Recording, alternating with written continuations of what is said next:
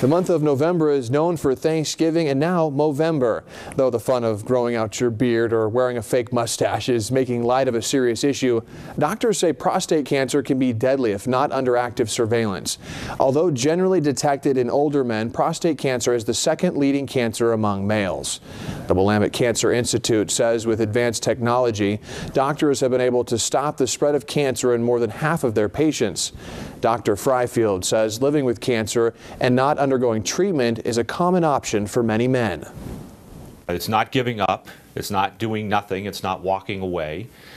For a long time we used the term watchful waiting, and now the term is active surveillance, which means we're really looking every 6 months or every year just to make sure that we don't have to switch to a different track. And occasionally we do, but then we're doing it and making a good choice that this particular fellow needs to have some treatment.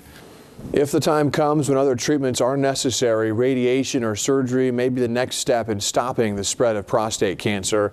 Fryfield says radiation is a less invasive procedure that can take up to 9 weeks and is a constant repetition of appointments.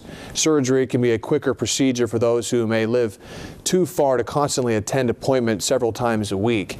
The Willamette Cancer Institute says no one treatment is better than the other, but just providing different options for different people and their needs.